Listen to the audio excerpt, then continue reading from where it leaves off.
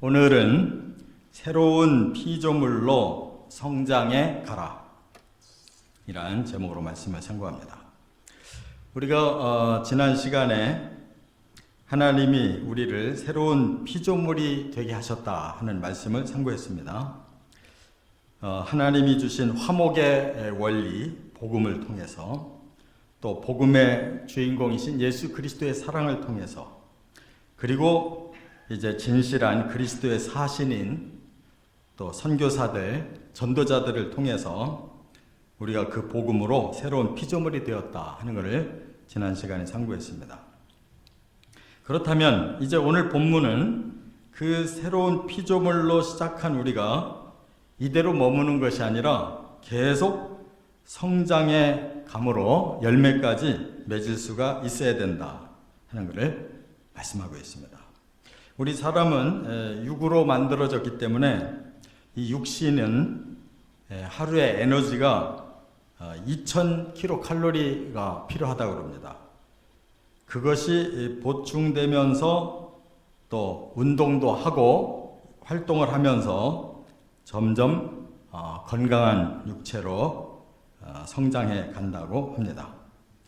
그런데 우리가 새로운 피조물이 됐다는 것은 우리의 영혼인 것입니다. 육체가 아닙니다. 그렇다면 거듭난 하나님의 자녀로서의 영혼은 어떻게 해야 성장해 갈 수 있느냐? 이것이 가장 우리들에게 중요한 것입니다. 이것을 신앙생활이라고 하는데, 신앙생활은 영적인 이런 영양분이 공급이 돼야 됩니다. 그래야 우리의 영혼에 건강이 올 수가 있고 또 아름다운 열매를 맺으면서 살 수가 있다는 것입니다. 그래서 오늘 본문에는 세 가지 원리로 피조물, 새로운 피조물로 점점 성장해 가라는 하나님의 뜻을 가르쳐 주셨습니다. 첫째, 1절과 2절에 보면 하나님이 주시는 구원 은혜를 사모하라 이렇게 말씀했습니다. 우리가 구원을 우리 스스로 얻는 것이 아니고 하나님의 은혜로 얻는 것입니다. 그렇기 때문에 하나님의 은혜를 사모하는 마음이 더 강하고 풍성할수록 우리가 새로운 피조물로 점점 자라갈 수가 있다는 겁니다. 2절을 한번 같이 읽겠습니다. 이르시되 내가 은혜 베풀 때에 너에게 듣고 구원의 날에 너를 도왔다 하셨으니 보라 지금은 은혜 받을 만한 때요 보라 지금은 구원의 날이로다. 이 말씀은 구약 성경을 인용한 말씀입니다.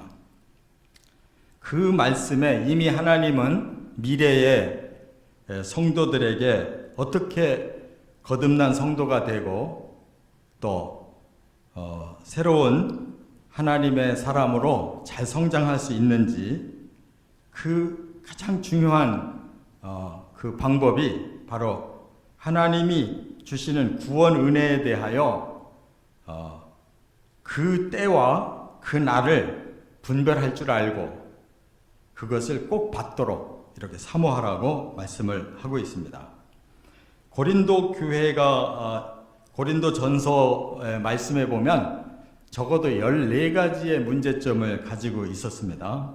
근데 그 중에 하나가 하나님의 말씀을 제대로 듣고 깨닫지 못하고 잘못된 거짓 교사들이 들어와서 복음을 변질시키고 그리하여 성도들이 점점 복음에서 벗어난 삶을 살고 있었다는 것이 여러 문제 중에 하나였습니다. 그렇기 때문에 그 당시에 가장 성도들에게 치명적인 그런 잘못된 교리가 무엇이었는가 하면 율법주의로 돌아가는 것이고, 또 하나는 헬라 철학 사상과 복음을 섞는 이러한 잘못된 이원론적인 삶을 살게 하는 이단이 있었습니다. 그렇기 때문에 그런데 빠지게 되면 결국은 거듭난 영혼도 성장할 수가 없고 우리의 신앙생활이 빗나가 버린다는 것을 오늘 본문에 사도 바울이 강하게 깨우쳐주고 있는 것입니다.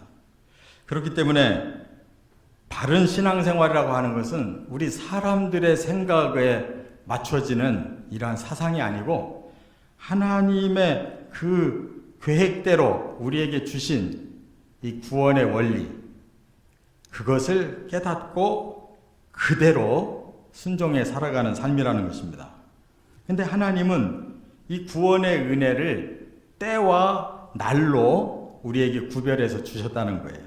여기서 때라고 하는 것은 카이로스라고 하는 단어를 쓰는데, 이 카이로스는 하나님이 정해놓으신 기간을 말합니다. 그래서 어느 때부터 시작해서 어느 때까지 마감을 하는 그 정해진 기간이 있는 겁니다. 그것을 때라고 그래요. 이걸 다른 말로 하면 기회입니다. 그 때까지는 우리들에게 구원이 임하는 기회가 주어진다는 거예요. 또 하나는 날이라고 그랬어요. 구원의 날.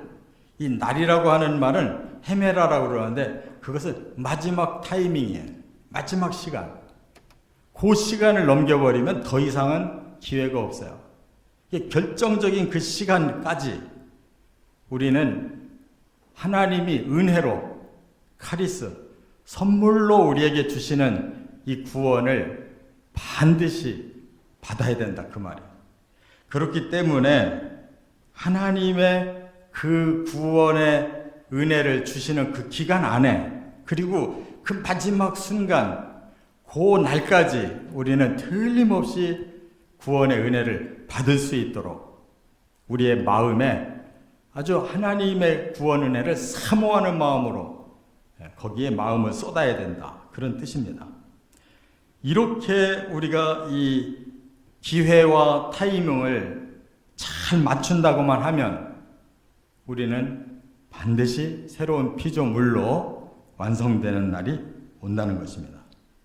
구약에서도 보면 시편에 119편 81절에 이런 말씀이 있어요. 나의 영혼이 주의 구원을 사모하기에 피곤하오나 나는 오히려 주의 말씀을 바라나이다, 그랬어요.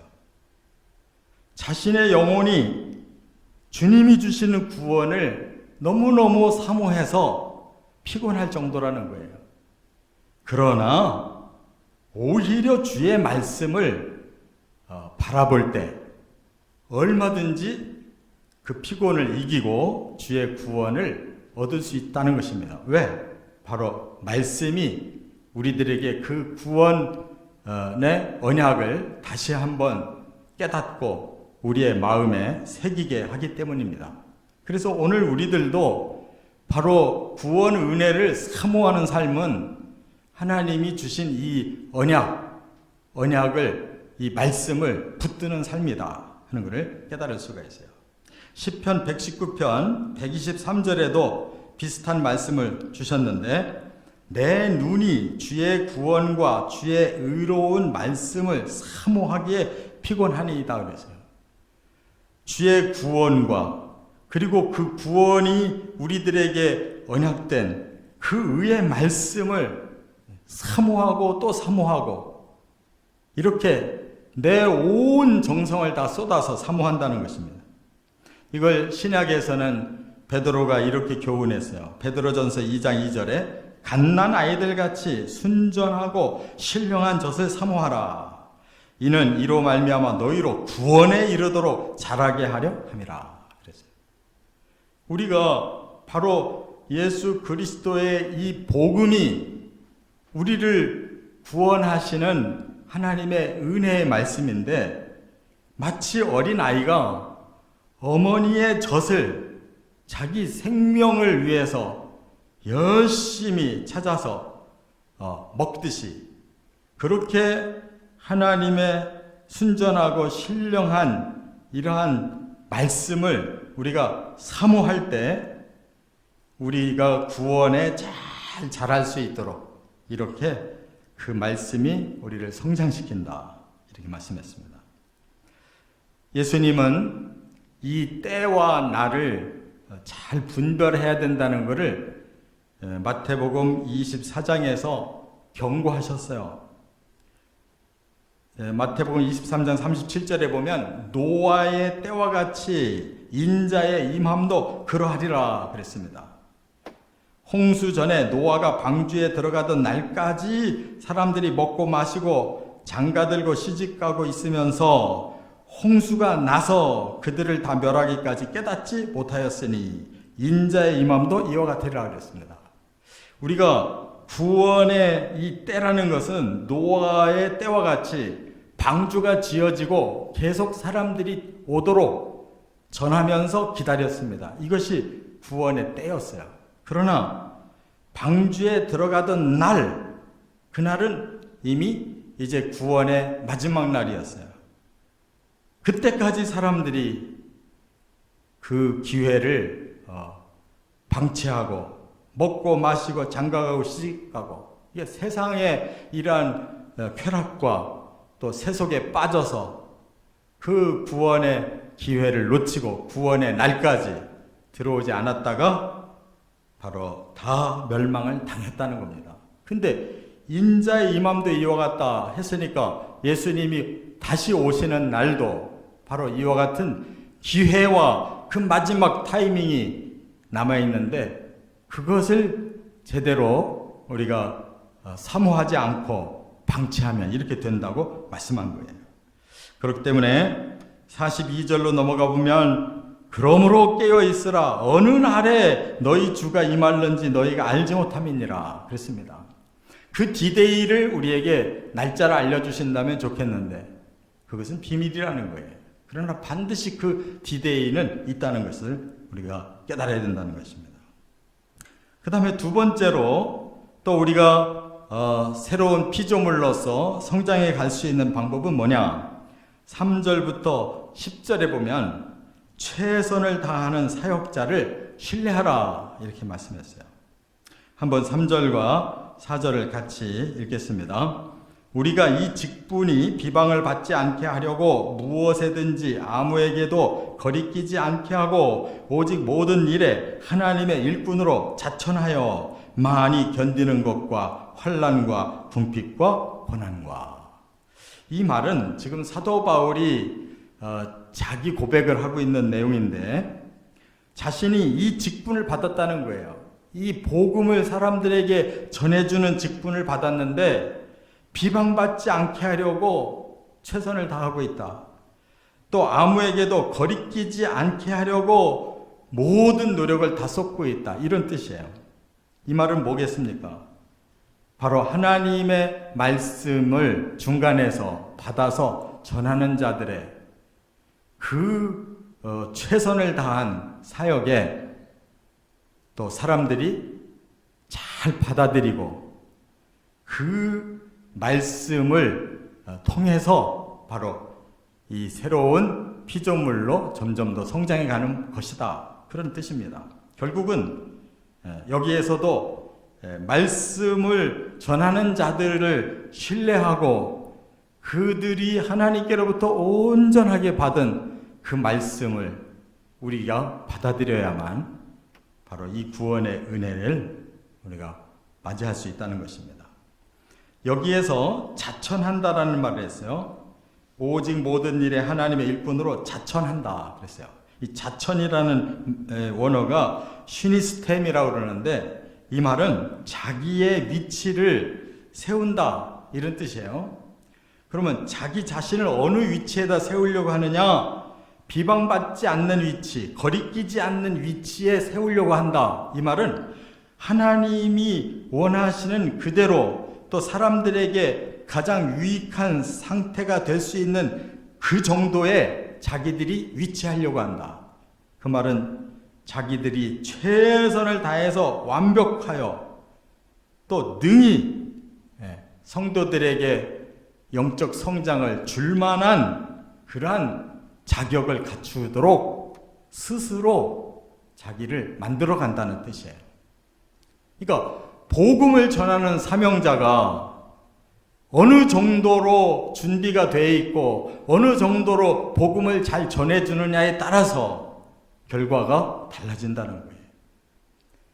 사도 바울은 하나님께서, 예수님께서 자신에게 이 복음을 계시해 주셨기 때문에 자신이 알고 있는 그 복음을 100% 성도들에게 전해주고 싶은데, 그 당시에 고린도 교회는 사도 바울을 비난하는 사람들이 있었습니다.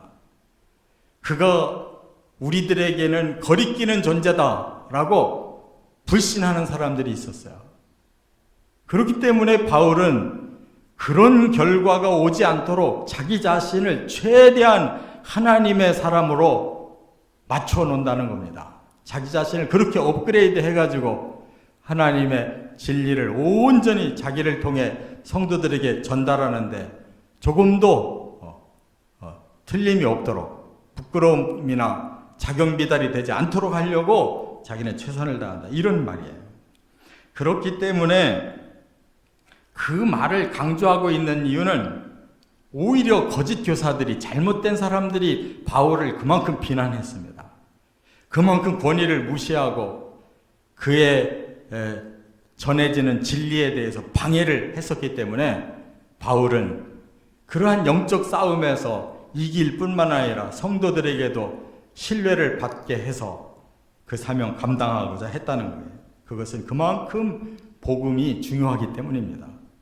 그래서 결과적으로는 바울이 최선의 사역자가 되기 위해 얼마나 노력을 했는지를 여기에서 자기 간증을 하고 있어요. 4절 5절에 보면 밖으로부터 많은 시련을 받았다는 거예요. 그래서 9가지 시련을 지금 얘기하고 있는데 이걸 크게 나누면 3종류예요. 첫째 종류는 환경적인 시련이 있었어요.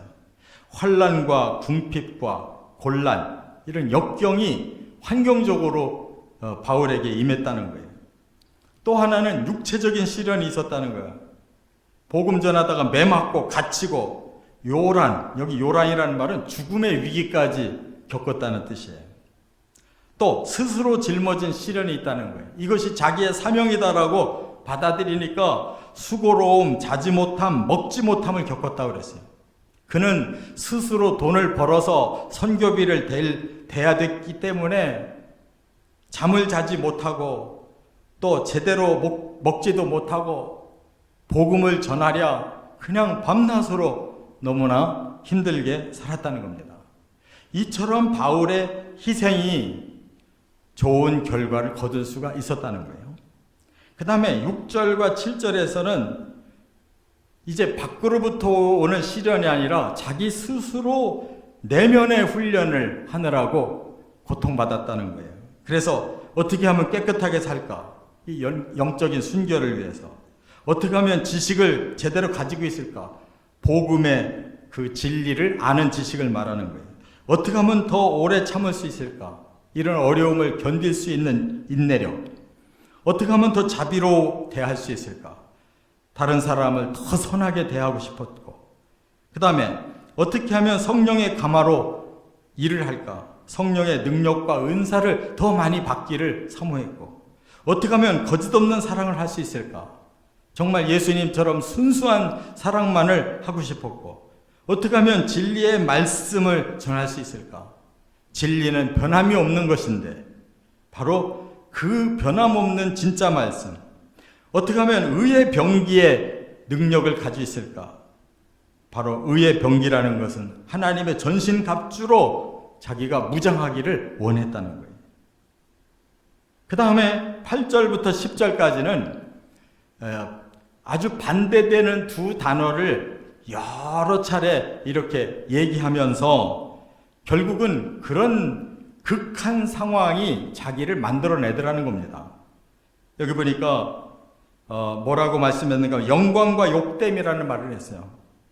때로는 존경을 받으면서도 때로는 멸시를 받았다는 거예요.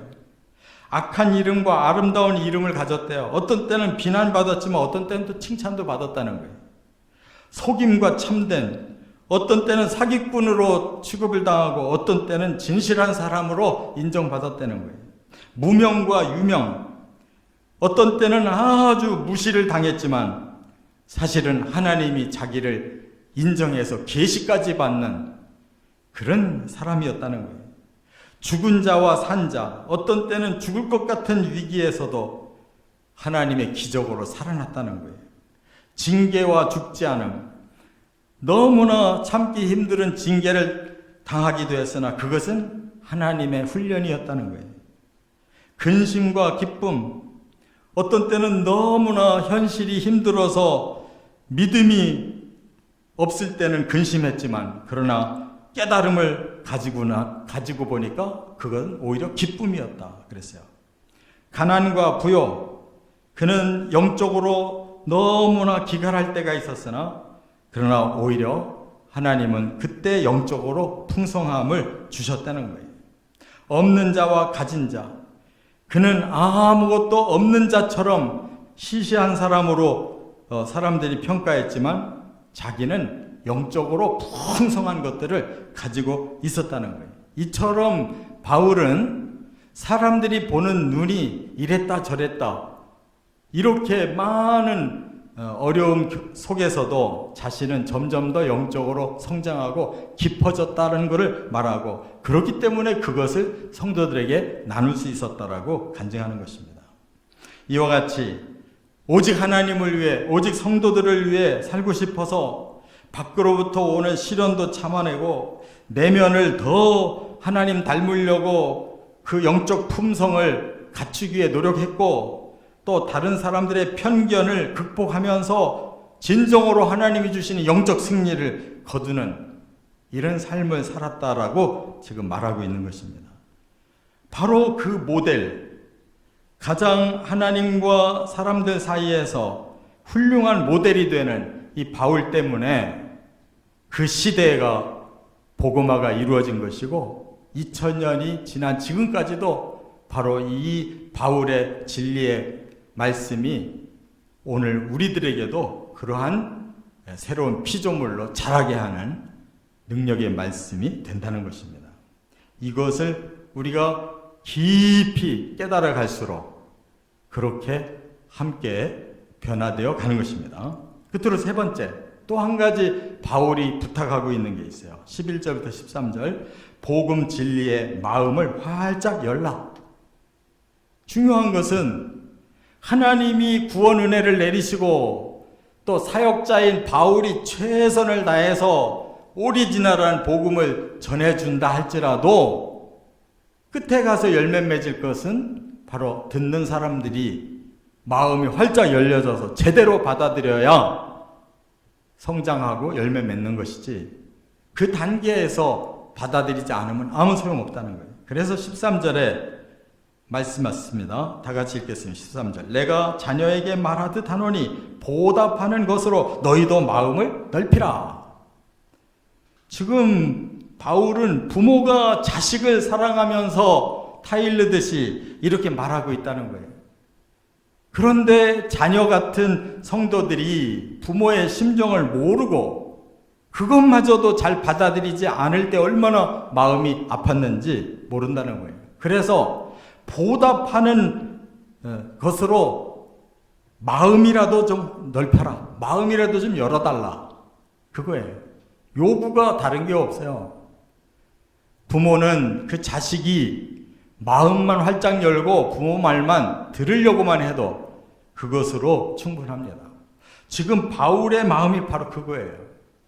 많은 것을 가르쳐주고 훌륭하게 길러주고 싶은데 그것마저도 듣지 않으려고 하니까 내게 보답하는 것은 다른 게 없다. 너희들 마음만 열어주면 된다. 라고 지금 하소연하고 있다 그 말이에요. 그래서 어떤 상황에서든지 자기는 계속 입을 열고 복음 전했다는 거예요. 죽음의 위기가 있어도 너무너무 고단한 삶을 살고 있어도 그 모든 걸 다 극복하고 복음을 전했고 성도들을 품에 안았다는 거예요. 이제 너희가 나에게 해줄 수 있는 일, 마음만 열면 된다. 그 말입니다. 그렇게 우리 자녀들은, 영적인 자녀들은 영적인 스승과 부모를 통해서 커가는 것이에요. 그래서 마치 우리가 아이들을 키울 때 부모는 좋은 음식을 먹이려고 애를 쓰고 아이들은 그거 안 먹고 떼쓰려고 하는데 뒤따라 다니면서 먹을 것을 그 입에다 넣어주듯이 바로 그런 심정으로 지금 바울은 복음을 주고 다만 마음만 열고 받아들이기만 하면 된다라고 이렇게 하소연을 하고 있어요. 이처럼 사람은 가장 중요한 게 마음을 여는 겁니다. 잠언 4장 23절에 그랬어요. 무릇 지킬 만한 것보다 더욱 내 마음을 지키라. 생명의 근원이 이에서 남이니라. 사람의 마음이 제일 중요해요. 마음을 열어야 거기에 생명의 진리가 들어가고 그래야만 그 사람이 생명의 사람으로 거듭나는 것이다. 구원과 멸망의 차이는 그 사람의 마음에 달려있다. 그 말. 한 예를 들면 사도행전 16장에 보면 두아디라 성의 자주장사인 이 루디아라고 하는 여인이 사도 바울을 만납니다. 몇몇의 여인이 있었지만 그 중에 딱 한 여자인 이 루디아의 마음만 열렸어요.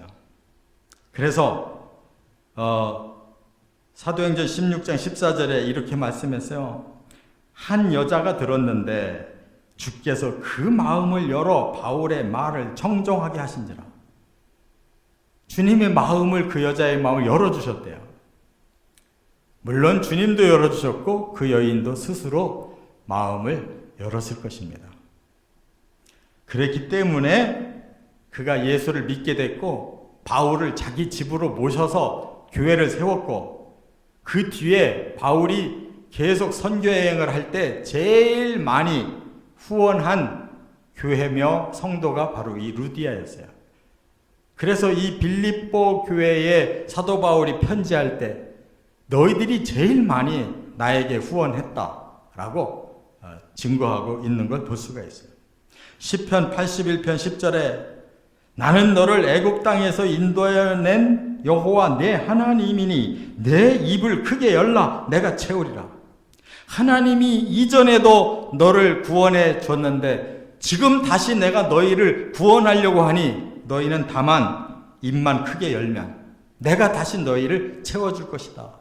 이게 하나님의 지금 마음이고 바울의 마음입니다. 끝으로 이 이야기 하나만 하고 말씀을 마칩니다. 어떤 목사님이 지나가다가 한 광경을 봤는데 이 큰 냇가에서 여인들이 빨래를 빠는데 조금 특이한 거예요. 큰 체에다가 빨래를 잔뜩 집어넣고 냇물을 정면으로 이렇게 입구를 향해서 붙들고 있는 거예요.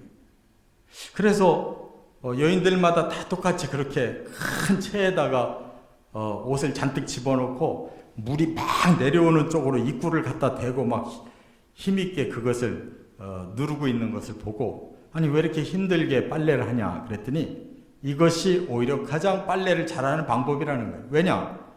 바로 그 흐르는 물이 이 채 안으로 막 강하게 밀려 들어왔다가 지나가면 그 사이에 이 빨래 속에 있던 이 오물들이 싹 깨끗하게 빨려 나간다는 거예요. 자기들은 그냥 붙들고만 있으면 된다는 거예요.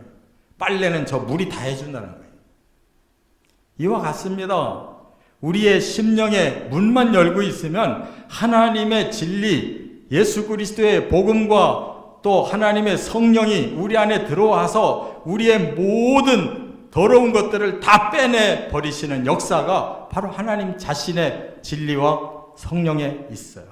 우리는 그저 순종하고 입만 열고 지키고 있으면 된다는 것이. 이것이 바로 예수님의 보혈이 우리의 심령의 문을 열 때 강력하게 우리 안에 임해서 우리의 죄와 저주를 씻어내는 이 복음의 원리와 똑같은 것입니다. 이제 말씀을 정리합니다. 우리가 새로운 피조물이 되었다 할지라도 한순간에 완성되는 게 아닙니다. 우리는 이 땅에 사는 동안에 하나님이 예비해 주신 그 구원의 은혜가 수없이 우리에게 임하고 있고 그러나 이것이 언제까지가 아니고 우리들에게는 그 기회가 한정되어 있고 그 디데이가 분명히 있기 때문에 그 기회와 그날을 놓치지 않고 사모해야 된다는 거예요. 또 하나는 귀한 복음의 말씀을 들고 있는 그 사역자들이 최선을 다해서 복음의 진수를 증거하려고 하는 사명감과 그리고 성도들이 그를 신뢰하고 진심으로 마음문을 활짝 열고 복음이 우리 안에 쏟아져 들어오도록 성령의 역사가 쏟아져 들어오도록 우리의 심령의 문을 잘 열고 있으면 하나님께서 친히 우리를 그렇게 성장시켜 주신다는 것. 이 놀라운 말씀의 비결대로 살아서 귀한 영적 열매 거두시기를 주의 이름으로 축원합니다.